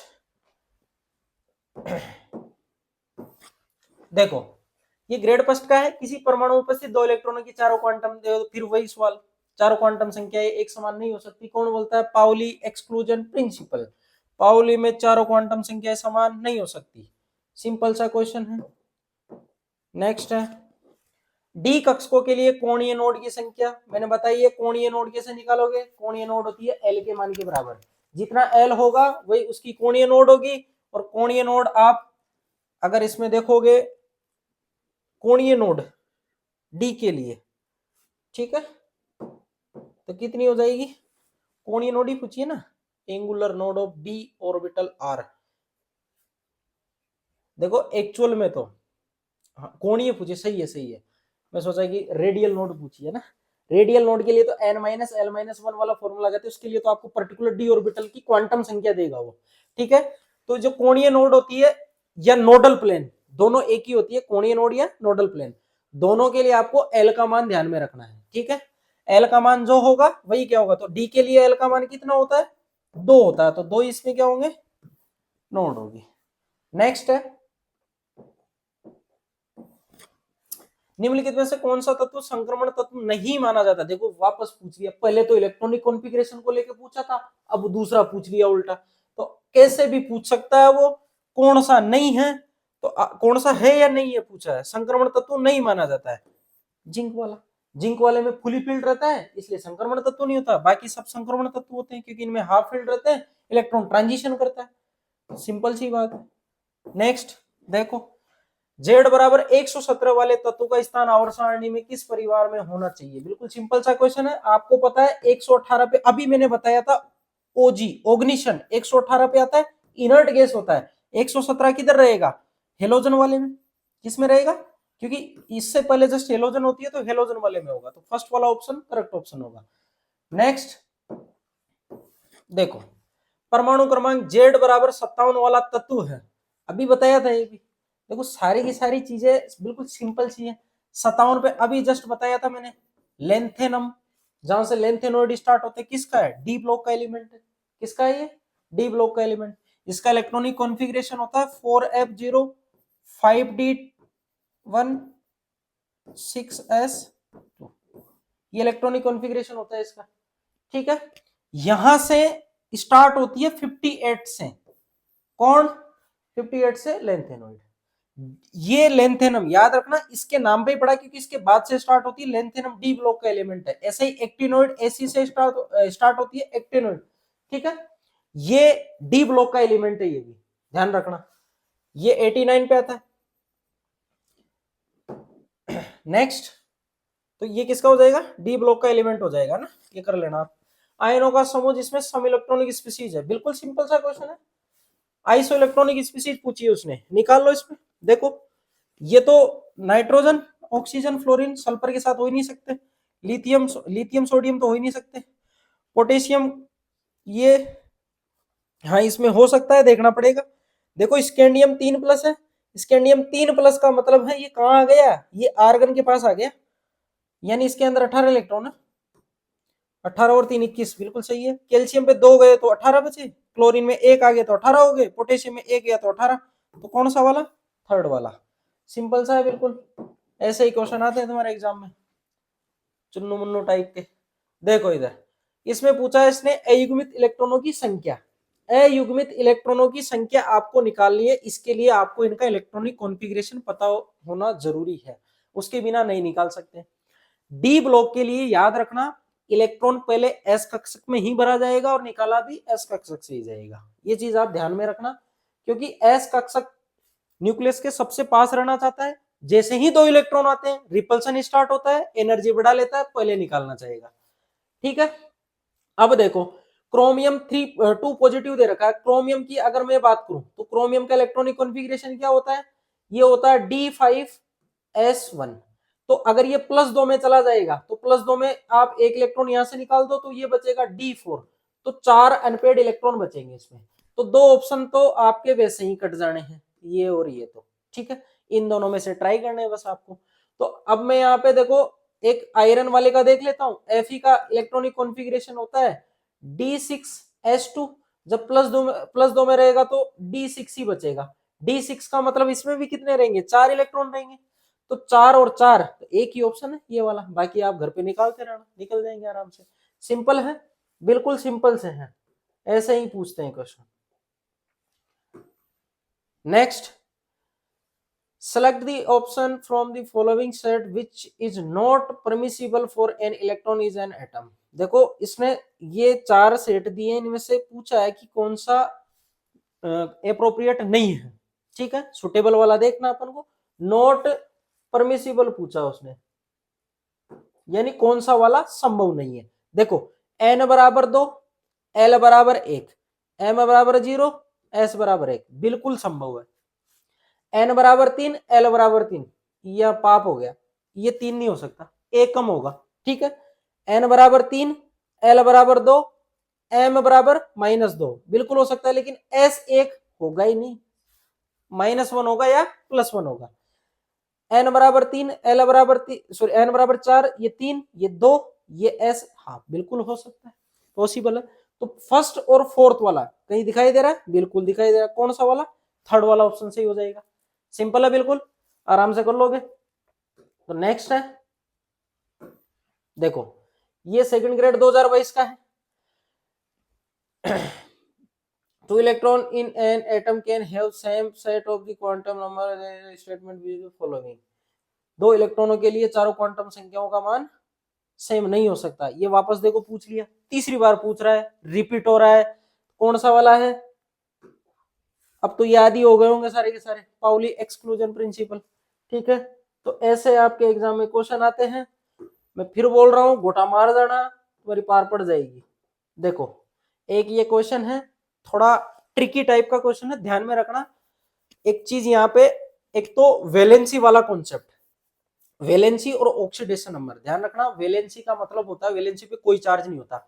वैलेंसी सिर्फ ये बताती है कितने इलेक्ट्रॉन लूज होंगे, कितने गेन होंगे आपको इनर्ट गैस कॉन्फ़िगरेशन अचीव करने के लिए। ऑक्सीडेशन स्टेट पे प्लस माइनस होता है, वैलेंसी पे कोई चार्ज नहीं है। ठीक है, इस क्वेश्चन को वैलेंसी के हिसाब से ही आप कर पाओगे, अदरवाइज ये नहीं होगा आपसे।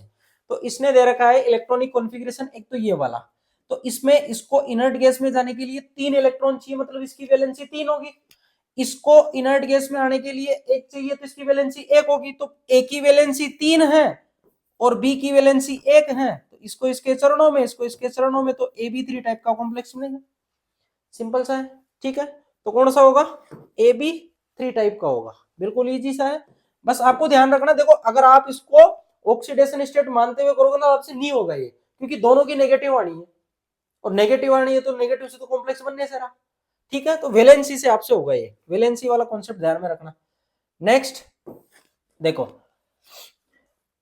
नेक्स्ट इसने फिर पूछा अबाउट सिद्धांत, according to Aufbau principle new electron of any atoms को। सिंपल सा Aufbau principle, Aufbau principle n+l के नियम के अकॉर्डिंग ही जमाई हुई सीरीज है पूरी की पूरी, जिसके लिए n+l का मान कम होगा इलेक्ट्रॉन उसमें जाएगा, जब बराबर हो गया तो n का मिनिमम मान देखेंगे, ठीक है, बराबर वाली कंडीशन में देखेंगे वो, तो n+l का मिनिमम आपको वैल्यूज देखनी है, सिंपल है। देखो नेक्स्ट, ये देखो, ये इसके लिए बोल रहा था मैं, ये आजकल नया ट्रेंड पकड़ लिया इसने। ये पहले तो पूछता था अपन को कि पॉसिबल आपको देखने हैं कि कौन सा सेट पॉसिबल नहीं है, आजकल ये सेट ही पॉसिबल दे रहा है और फिर पूछ रहा है कि अब इनको एनर्जी के क्रम में जमाओ, तो ये नया ट्रेंड पकड़ा है ये, ठीक है। तो इसमें आपको ध्यान में रखना है, देखो इधर ये आप पहले निकाल लो, ऑर्बिटल निकाल लो, बस ऑर्बिटल निकल गया तो जमा लोगे आराम से। देखो n ये क्या है 4, L2 है तो कौन सा हो गया 4d, इसके लिए n3 है L2 तो ये क्या हो गया 3d, इसके लिए n4 है, इसके लिए L1 है तो क्या हो गया 4p, इसके लिए n3 है L2 है तो ये क्या हो गया 3d, इसके लिए n3 है L1 है तो ये क्या हो गया 3p, इसके लिए n4 है, इसके लिए L1 है तो ये क्या हो गया 4p। तो ऐसा आप सेट देख लो कहीं पे, मेरे हिसाब से तो एक में ही बैठ जाएगा ये तो, क्योंकि दो ऑर्बिटल की एनर्जी सेम आ गई है, और सेम आ गई तो सेम वाला तो एक ही दे रखा है इसमें भाई। यहां देखो 3D 2 बार आया ना, तो सेकंड और फोर्थ वाले की बराबर होगी ना, तो बराबर दे रखी, एक ही ऑप्शन है तो एक सही हो जाएगा तो, ठीक है। तो ऐसे क्वेश्चन एक और शायद एक और है क्वेश्चन ऐसा दे रखा है, ठीक है। तो बिल्कुल सिंपल सा है, ऐसे आप ऑर्बिटल निकाल के, और अगर ऐसा नहीं दे रखा होता तो आप n+l से इनको जमा लेते आराम से, बिल्कुल जम जाएगा वो, सिंपल है, कुछ नहीं करना है इसमें। देखो उसने पूछा, हाँ ये एक और ये आ गया, ये देखो ये n+ अब 4 ही दे दिया इसका मान, अब इसमें ढूंढते रहो इलेक्ट्रॉनों की संख्या, वही पॉसिबल वैल्यू बना के देखनी पड़ेगी तब जाके होगा ये, ठीक है। ध्यान में रखना, इसने पूछा n+l के 4, ये दो मान इसका 4 के बराबर है, तो सभी कक्षकों में अधिकतम इलेक्ट्रॉनों की संख्या, यानी अब जितने कक्षक आएंगे उन सब में आपको इलेक्ट्रॉन फाइंड आउट करने होंगे कितने आ सकते हैं। तो देखो n+l का मान 4, तो पॉसिबल वैल्यू लेना है, ये भाई साहब 4 हो सकते हैं, ये 0 हो सकता है, ये s आ जाएगा, ठीक है। ये 3 हो सकता है, ये 1 हो सकता है, बिल्कुल पॉसिबल है, ये p आ जाएगा। ये 2 हो सकता है, ये 2 बिल्कुल नहीं हो सकता, ये 1 और ये 3 नहीं हो सकता, तो सिर्फ 2 ही होंगे इसके तो मान, इसके 2 ही मान पॉसिबल होंगे, और 2 मान में एक तो s आएगा और एक p आएगा, s में अधिकतम 2 इलेक्ट्रॉन, p में अधिकतम 6 इलेक्ट्रॉन, 6 और 2 कितने हो गए 8 हो गए, तो कितने इलेक्ट्रॉन 8 इलेक्ट्रॉन, ठीक है। ऐसे आपको निकालने होंगे, सिंपल सा क्वेश्चन है, ज्यादा दिमाग नहीं लगाना, सिंपल सिंपल से है, बस थोड़ा सा पेशेंस रखिए हो जाएगा। ये देखो ऐसा क्वेश्चन करवाया मैंने आपको, टोटल एनर्जी हैमिल्टनियन ऑपरेटर के बराबर होती है, अरे याद करो H साई बराबर E साई, यही होती है, ये टोटल एनर्जी होती है, क्या होती है टोटल एनर्जी, और ये क्या होती है आइगन वैल्यू, यही होती है। तो टोटल एनर्जी किसके बराबर होती है, टोटल एनर्जी होती है अपनी पोटेंशियल एनर्जी और काइनेटिक एनर्जी, कौन सा वाला, एक ही ऑप्शन है, H बराबर T+V, सिंपल सा है क्वेश्चन, कुछ नहीं करना, ठीक है। ऐसे सीधे सीधे क्वेश्चन पूछे हैं। देखो the half filled and fully filled electronic configuration are more stable than partially filled, पूरा डिटेल में समझाया हुआ है आपको पूरी क्लास में, हाफ फील्ड फुली फील्ड और पार्शियली फील्ड स्टेबल क्यों होते हैं, पूरा पूरा एक इनका एक्यूरेट रीजन के साथ, कि पेयरिंग एनर्जी आती है और इनकी एक्सचेंज एनर्जी आती है, एक्सचेंज क्यों होता है सब बताया मैंने, आप वहां जाके देख लीजिएगा। इसका आंसर क्या आ जाएगा, इसका एक्सचेंज एनर्जी, एक्सचेंज एनर्जी की वजह से होता है ऐसा। ठीक है। Next, which of the following D orbital is an axial D orbital? ये सिंपल सा क्वेश्चन है। कौन सा अक्ष पे पड़ा है? मैंने आपको बताया था डी सब सेल के अंदर दो सेट होते हैं, बिटवीन दी एक्सिस और along the axis. Between the axis में होते हैं D X Y, D Y Z, D Z x.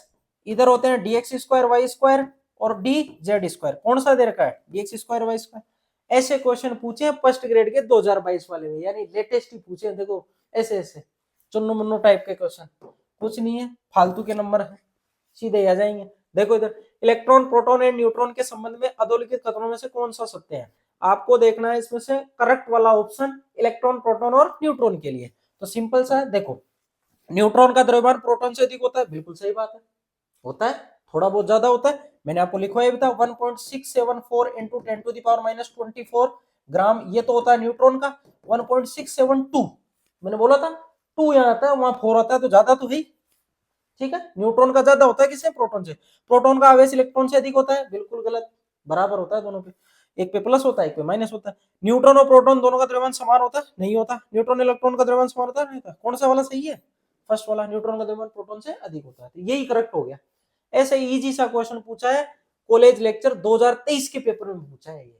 अभी जो लास्ट ईयर जो आपका असिस्टेंट प्रोफेसर वाला पेपर हो ना, उसमें पूछा है ये। अब इससे इजी और क्या हो सकता है क्वेश्चन? ठीक है।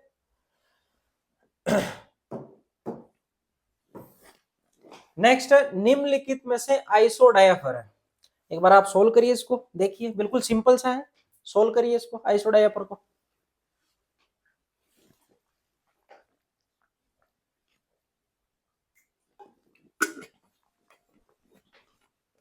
आइसोडायाफर किसे बोलते हैं? आइसोडायाफर में अपन को कुछ नहीं देखना, अपन को देखना है कि न्यूट्रॉन और प्रोटॉन का जो चेंज है वो बराबर होना चाहिए। ठीक है, न्यूट्रॉन और प्रोटॉन का चेंज बराबर होना चाहिए। ऐसा देखो, न्यूट्रॉन और प्रोटॉन का चेंज देखो इधर, कार्बन और इसमें देखोगे तो कितने न्यूट्रॉन आएंगे? इसमें न्यूट्रॉन 14 में से 6 गए तो 8 न्यूट्रॉन, इसमें 23 में से 11 गए तो कितने न्यूट्रॉन? इसके अंदर 12 न्यूट्रॉन। तो 6 और 8 में कितने का फर्क है? 2 का। इधर कितने का फर्क है? 1 का। तो 2 और 1 तो बराबर नहीं है, नहीं हो सकता। इधर देखो, इसमें कितने आएंगे? 12 प्रोटॉन, इसमें कितने आएंगे? सॉरी 12 न्यूट्रॉन, इसमें 12 न्यूट्रॉन। इधर 0 अंतर आ रहा है, इधर 1 अंतर आ रहा है, तो ये भी नहीं होगा। इधर देखो हीलियम, इसमें 2 11 न्यूट्रॉन, 2 और 2 0 का फर्क। इसमें कितने आ रहे हैं? 8, 8 में 8 0 का फर्क। इसमें आप अगर न्यूट्रॉन प्रोटॉन का अंतर देखोगे दोनों में, तो ये 0 आ रहा है, तो यही होगा अपना आइसोडायाफर। ठीक है, बाकी इसमें निकाल के देख लेना घर पे, नहीं आएगा इसमें, तो सिंपल सा है। ये देखो कॉलेज लेक्चर 2023 के पेपर में पूछा है ये आइसोडायाफर। ऐसे ऐसे क्वेश्चन पूछते हैं, बिल्कुल चुन्नू मुन्नू टाइप के, कुछ नहीं है, ऐसे ही क्वेश्चन आएंगे तुम्हारे एग्जाम में, घबराना है ही नहीं। ये देखो कॉलेज लेक्चर 2023 के हैं, ये क्वेश्चन मैं बच्चों को हर बार ही करवाता रहता हूँ, जब भी पढ़ाता हूँ, जब यही बोलता हूँ कि ये क्वेश्चन याद ही रख लेना, एस ऑर्बिटल कोई सा भी पूछे 0 होता है। एस के लिए मैंने आपको समझाया भी था, इसके लिए कोणीय संवेग होता ही नहीं है, और इसका वेव फंक्शन भी थीटा पे डिपेंड नहीं करता। इसलिए आप एक चीज याद रख लेना, आपके असिस्टेंट प्रोफेसर में इसके साई के कुछ फंक्शंस की जो वैल्यूज होती है ना, वो भी सीधा इसका भाई कौन से ऑर्बिटल के लिए क्या होता है सीधा ही पूछ लेता है। तो याद रखना, इसके फंक्शन के साथ कभी थीटा नहीं आता, जिसमें थीटा नहीं है वही एस वाले का हो जाएगा। सिंपल सा, पी के साथ थीटा आएगा, डी के साथ थीटा आएगा, क्यों? क्योंकि उनकी लोब थीटा पे डिपेंड करती है, इसलिए। तो कौन सा वाला हो जाएगा? इलेक्ट्रॉन का कोणीय संवेग ये वाला। और कैसे निकालते हैं? l+1 अंडर रूट h/2 ये निकालने का फॉर्मूला है, याद रखना। कोणीय संवेग निकालने का फॉर्मूला था l+1 h/2, इससे निकालते हैं, सिंपल है। देखो the total number of nodal plane in dxy orbital, dxy orbital में कितने नोडल प्लेन हैं? dxy के अंदर जितना उसका l का मान उतने उसमें नोडल प्लेन, d के लिए l का मान 2 होता है, बिल्कुल 2। ये तो चलो यहां तक ही रुक गया। अगर वो पूछ ले कि कौन कौन से प्लेन हैं, तब आपको क्या करना है? सिंपल सा है, एक्स वाई। कौन सी एक्स छूटी हुई है? जेड। तो जेड को ले लो एक्स के साथ, जेड को ले लो वाई के साथ, दोनों प्लेन निकल जाएंगे। सिंपल है, निकाल सकते हो। ठीक है, एक चीज याद रखना, आपसे पूछ सकता है वो D Z square. D Z square में ध्यान रखना, इसके अंदर नोडल प्लेन नहीं होता, इसमें होते हैं नोडल कोण, ठीक है।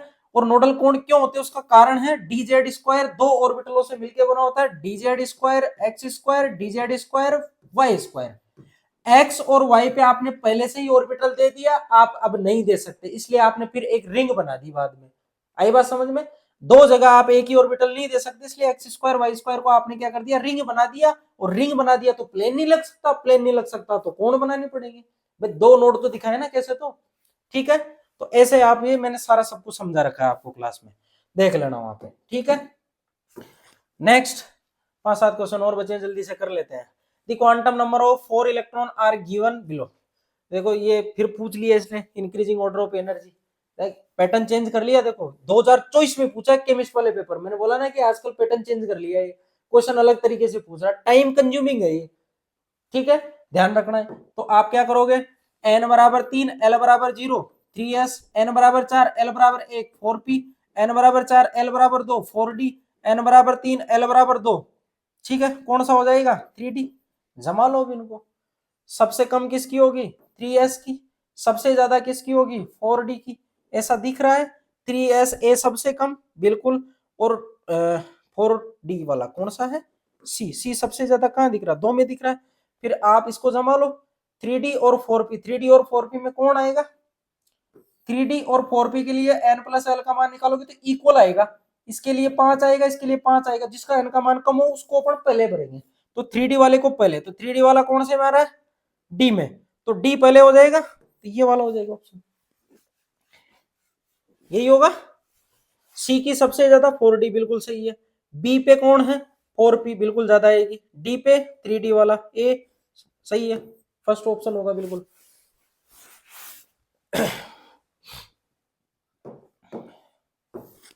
नेक्स्ट क्वेश्चन है the total value of magnetic quantum number of N electron when value of N equal to 4।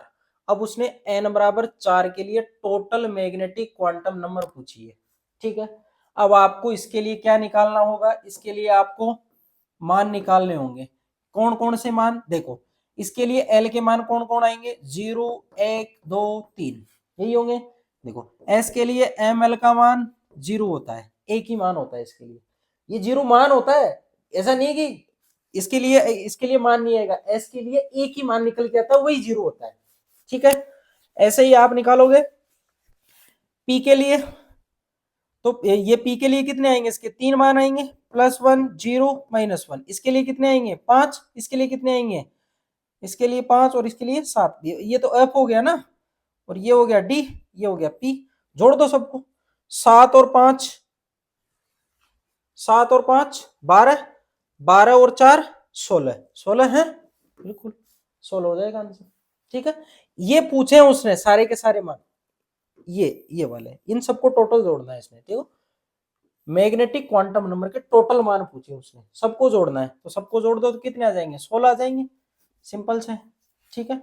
और आप इसको ऐसे भी निकाल सकते हो, जितने ऑर्बिटल होंगे उतने मान होंगे, तो एन स्क्वायर से भी निकल जाएगा, सिंपल है भाई, जितने ऑर्बिटल होंगे उतने ही क्या हो जाएंगे, इनके मान हो जाएंगे, तो वैसे भी निकाल सकते हो, कैसे भी पूछ सकता हो, आपके माइंड के ऊपर है कि आपका माइंड किस तरीके से है। देखो ये एनसीईआरटी की लाइन ही पूछ ली उसने, है? ऐसी कैसी उठा के पूछी है कि the branch of science which deals with the dual behaviour of the matter is called, matter के ड्यूल अपन किस में करते हैं, अपन क्वांटम के अंदर डिस्कस करते हैं उसको, ठीक है। किस में करते हैं, क्वांटम में।